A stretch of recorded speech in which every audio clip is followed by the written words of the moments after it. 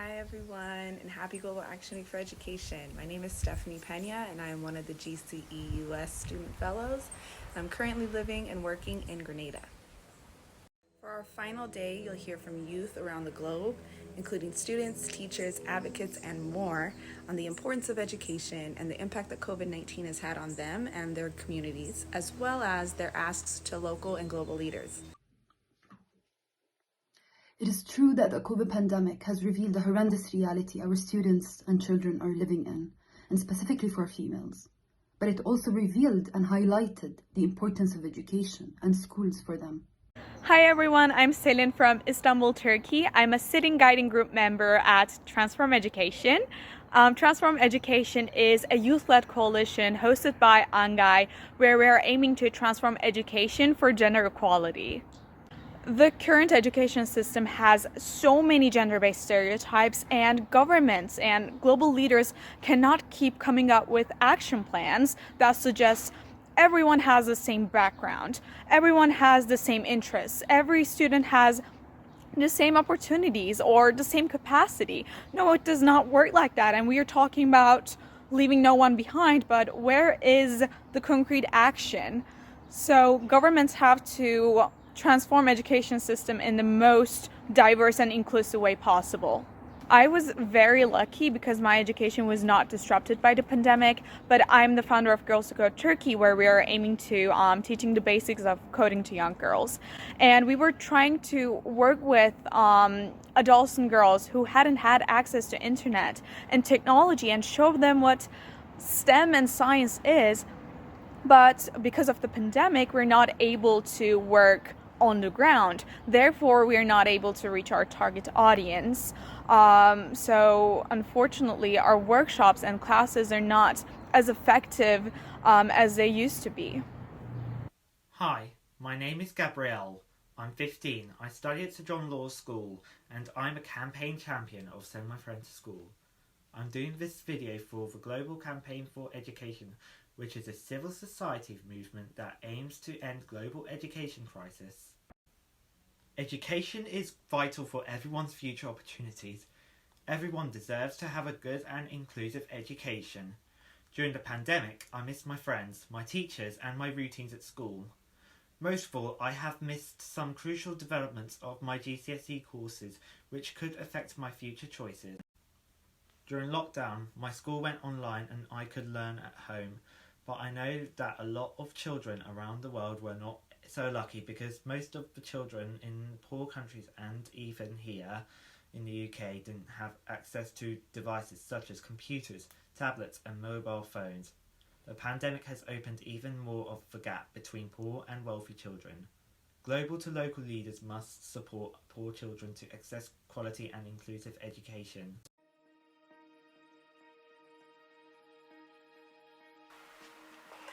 My name is Alice Nafula, a student at Vanessa Grant Girls School. I'm in Form 3, a beneficiary of Girls for Leaders program. When COVID-19 was declared a pandemic in my country, there was closure of schools. This resulted to an increase in teen pregnancies in my community due to exchange of sex for sanitary towels. To global and local leaders, I urge you to urgently support girls with sanitary towels. Hi, my name is Neil Deng and I live in Kakuma refugee camp in Kenya. When I planned my country 10 years ago, the first thing that came into my mind was school, because I know that education is the only way I can secure a more full and brighter future.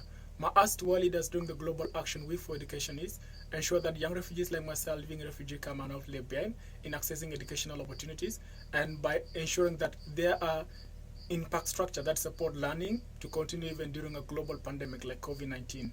Thank you very much.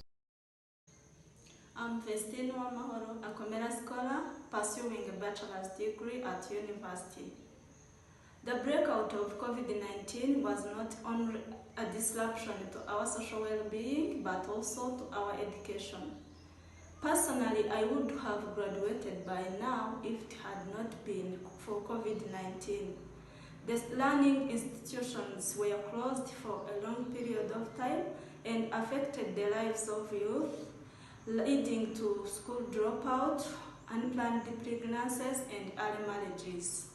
I would request the global and local leaders to create learning opportunities for children, especially for the disabled ones who are twice affected during such pandemic. Hi, my name is Peter Madsen, and I teach at a public school in New Mexico.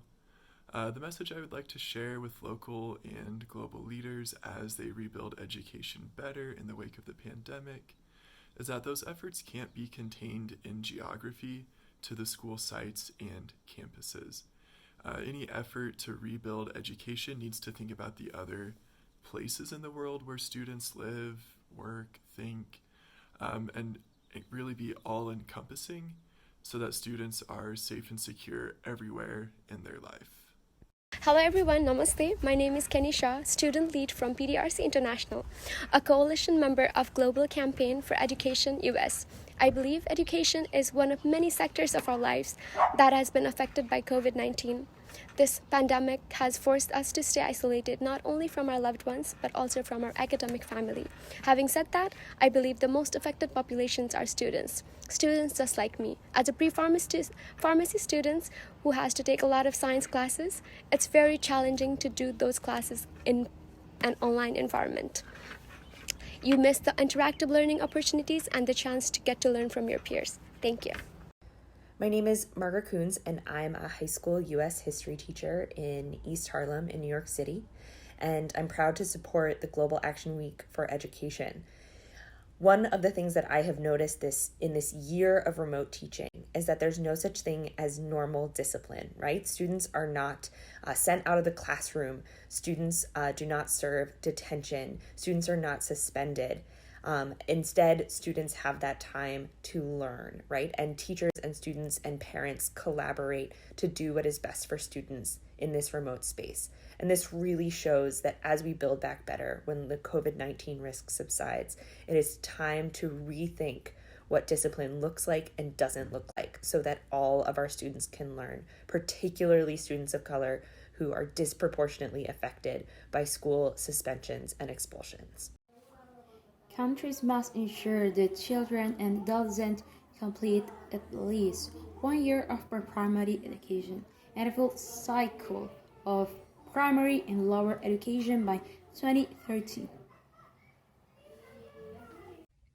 Hello, my name is Shruti Nalapa, and I'm a senior fellow at the Global Campaign for GCE-US and a graduate student at the George Washington University in the Elliott School of International Affairs. My education has been affected by COVID-19 in the sense that my entire graduate program is now online. I was really looking forward to meeting friends, professors, doing things on campus that I can no longer do in person as a result of COVID-19. Additionally, local and global leaders need to prioritize education at all levels, especially when looking to build back better. This includes making sure that students have the technology and resources they need to continue their schooling remotely, making sure that women and girls have safe spaces to continue their education without any disruptions, and also making sure that masks and vaccines, when possible, are distributed to areas that are hardest to reach. Thank you so much, and happy GAWE! I'm Anna Giordo, and I am a STEAM and makerspace teacher in the San Francisco Bay Area. And in the last 12 months of COVID, my students and I have really had to re-examine the necessities of our education and what we're teaching. Hi, my name is Sara Arouri. I'm a master's student at a Palestinian university. During COVID-19, I struggled financially to pay off my tuition fees, and on top of that, the quality of my education has been affected. I can only imagine what unprivileged student would do. All of this was because of the lack of readiness for this kind of crisis, and that's why the right for a free and accessible education must be ensured. Hi everybody, my name is Taylor Rogers, and I am a student fellow for the Global Campaign for GCE-US. I'm also a master's student in development studies at the Institute of Development Studies at University of Sussex, and I have the sign right here behind me. Thank you to everyone who joined in today, either participating or observing our youth Instagram takeover, and a huge thank you to everyone who participated throughout the week for our Global Action Week for Education. We look forward to seeing all of the activities that you did this week, as well as in the future throughout the year. If you missed any of our material today, you can check it out at GCE-US on our Instagram page. You can find it under the Advocates highlight. Thank you to everyone who joined in today, and happy Global Action Week for Education.